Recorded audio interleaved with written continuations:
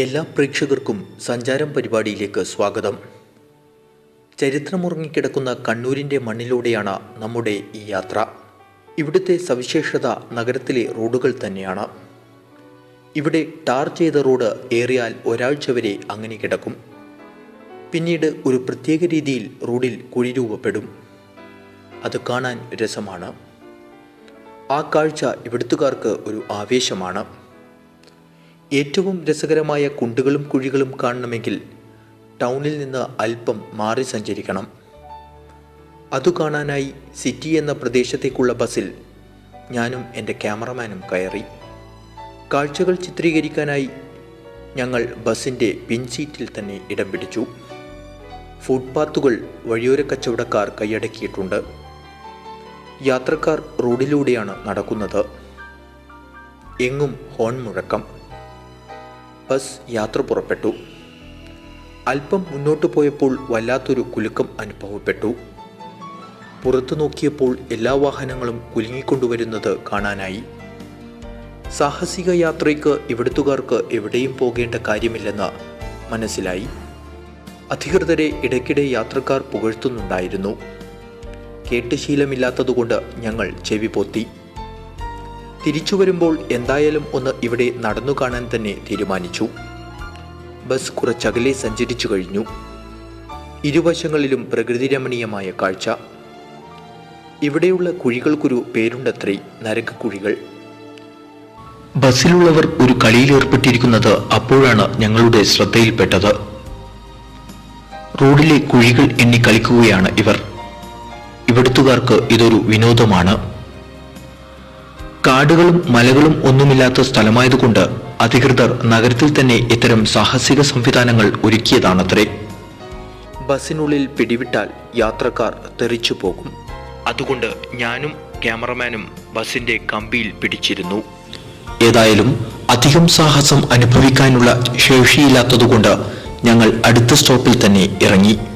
അങ്ങനെ ഞങ്ങൾ സിറ്റിയിലെത്തി. യാത്രക്കാർ എന്തോ പറഞ്ഞുകൊണ്ട് ഇറങ്ങുന്നുണ്ടായിരുന്നു. കുറച്ച് പുളിച്ചതാണ്. ഇറങ്ങുമ്പോഴും കയറുമ്പോഴും ഇവിടുത്തുകാർ നഗരഭരണാധികാരികളെ ഓർക്കുമത്രേ. സിറ്റിയിൽ നിന്നുള്ള യാത്രയാണ് ഏറ്റവും രസകരം. പഴയ ചെമ്മൺപാതയെ ഓർമ്മിപ്പിക്കും വിധം വളരെ സാഹസികമായ ഒരു യാത്ര. ആടിയുലഞ്ഞാണ് ബസ്സുകൾ സഞ്ചരിക്കുന്നത്. സിറ്റി മുതൽ താഴെ ചൊവ്വ വരെ റോഡിൻ്റെ മനോഹാരിത ഒന്ന് കാണേണ്ട കാഴ്ചയാണ്. നടക്കുമ്പോഴാണ് കുണ്ടുകളുടെ ആഴവും ഭംഗിയുമൊക്കെ മനസ്സിലാവുക. ഇതെങ്ങനെ സംഭവിക്കുന്നുവെന്ന് ഞങ്ങൾ പ്രദേശത്തുകാരോട് ചോദിച്ചു. സാധാരണ ഇതുപോലെയാകാറില്ലെങ്കിലും കുഴികൾ രൂപപ്പെടാറുണ്ടത്രേ.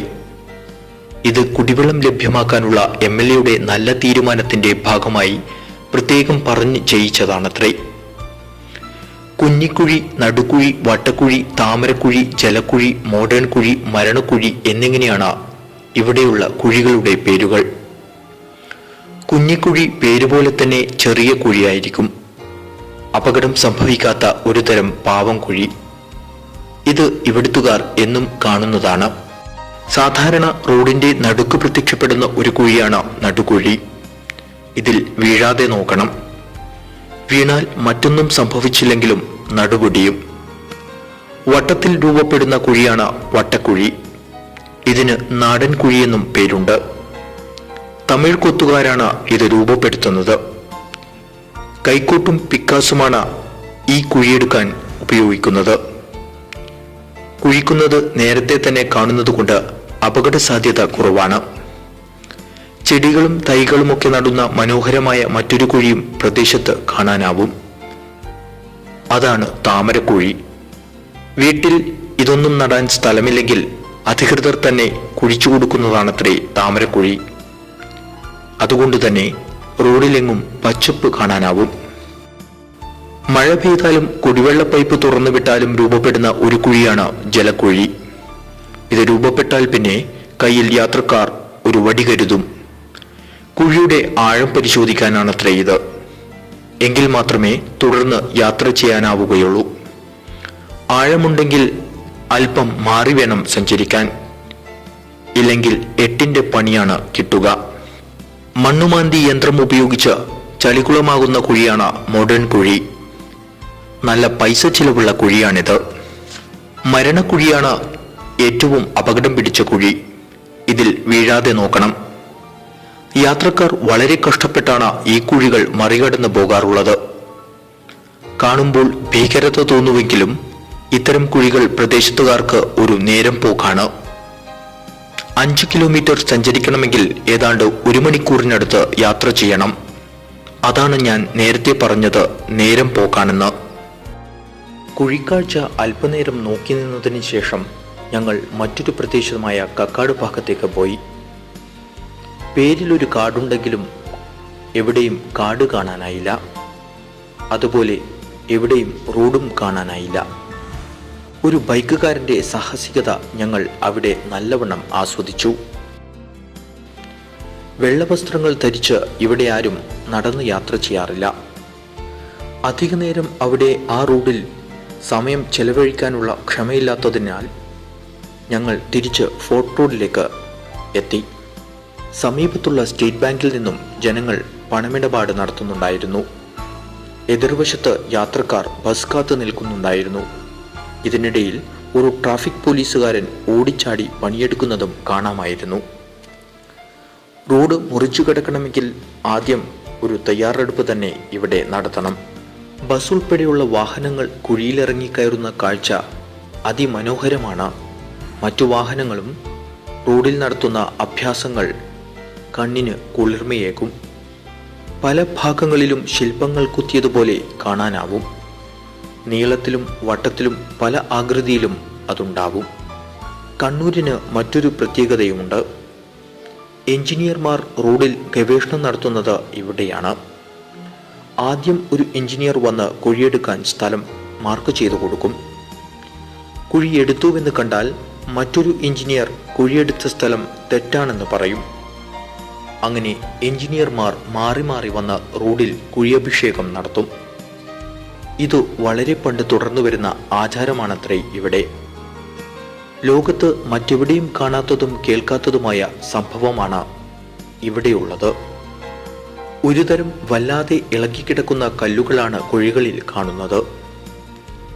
ഇതിനെ കരിങ്കൽ എന്നാണ് ഇവിടുത്തുകാർ പറയുന്നത്. സമരക്കാർ അത്യാവശ്യം വന്നാൽ പോലീസുകാർക്ക് നേരെ പ്രയോഗിക്കുന്നതും ഈ കല്ലുകളാണത്രേ. ഇവിടുത്തെ കാൽനട യാത്രക്കാർ ശ്രദ്ധിക്കേണ്ട മറ്റൊരു കാര്യം ഇതാണ്.